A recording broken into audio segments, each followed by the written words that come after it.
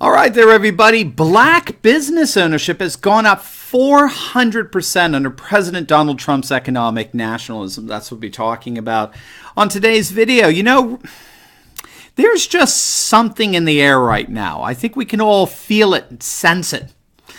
There's just something so amazing happening in our midst. I think it was Scott Adams. Well, I know it was Scott Adams who talks about what he calls the golden age emerging all around us. And if you're familiar with it, what he means by the golden age is that things we never thought possible because of the limitations of our culturally conditioned perceptions of the world, things we never thought possible are actually now happening all around us. We never thought peace with North Korea was possible. And then lo and behold, we have the first ever summit between the President of the United States and the North Korean leader, who then subsequently dismantles his North Korean nuclear test sites. We never thought manufacturing and industry jobs would ever return back to the United States after being shipped away to the global south, and now the manufacturing sector has the lowest unemployment rate ever recorded, under 3%. Many economists said that the days of 4 or 5% economic growth were over, and now they've come back. And of course, our political pundits, our geniuses, said that Donald Trump would never, ever, ever, ever in a million years, ever, no conceivable possible way, ever become president. Well, now we're seeing something so beautiful emerging so as to contribute to this notion of an emerging golden age. And that is the massive increase in the rise of black entrepreneurship throughout our nation. According to the 2018 Small Business Trends Survey, which tracks the status of minority-owned businesses in the United States, black-owned small businesses grew by an astonishing 400% in just 1 year alone between 2017 and 2018. In fact, after surveying more than 2,600 business owners, the study found that 45%, nearly half of all small businesses in the nation, were owned by minority ethnic groups in 2018. Now compare this to 3 years ago in 2015, we'll get an idea of how utterly astonishing this percentage is. Back in 2015, the percentage of businesses owned by minority ethnic groups was 15%.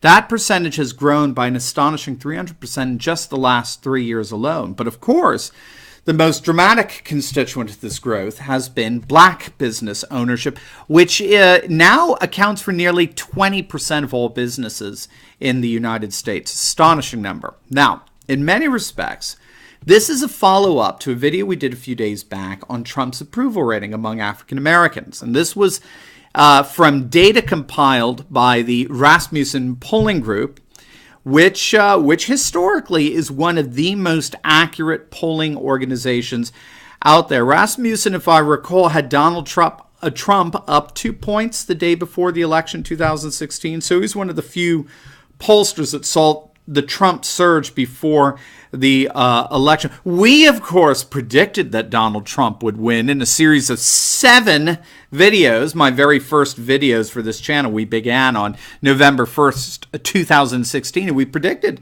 that Trump would win the election. Sorry, I'll just never stop gloating on that one. So, last week, I believe it was Monday of last week, Rasmussen found that 31% of blacks approved of President Trump's performance, which was an astonishing number. Remember, again, we noted this, that African Americans are the single most reliable and monolithic Democratic constituency, voting on a national average of about 95% Democratic. So a 31% approval rating for a Republican president was inconceivable, right? As Vizzini is that his name? In the Princess Bride movie said, inconceivable.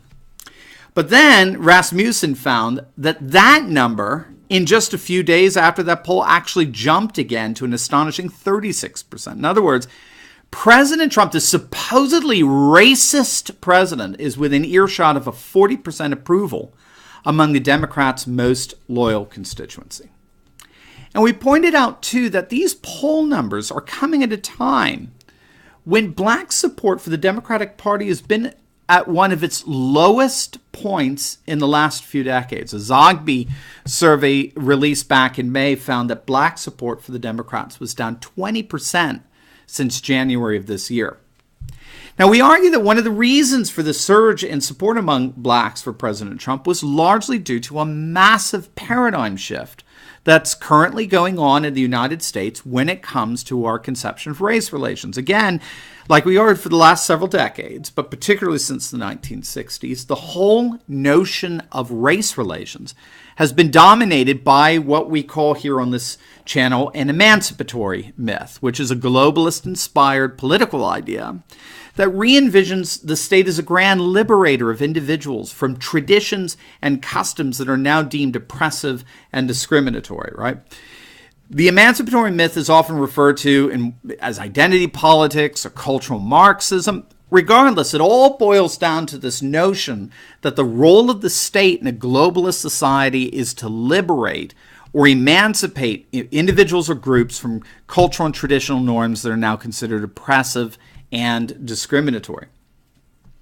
However, this vision of race relations is in fact currently being replaced, or at the very least challenged, by another vision of race relations, and that's what's known as economic nationalism. Okay, so now according to economic nationalism, the solution to racial disparities is not the promise of power to minorities, but rather the promise of new and exciting economic opportunities for every single citizen in the nation.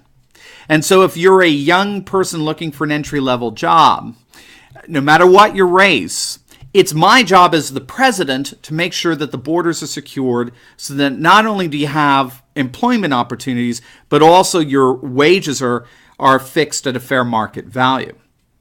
If you're an industrial manufacturing worker, it's my job as president to make sure that your jobs are protected from globalist multinational corporations that want to ship them overseas.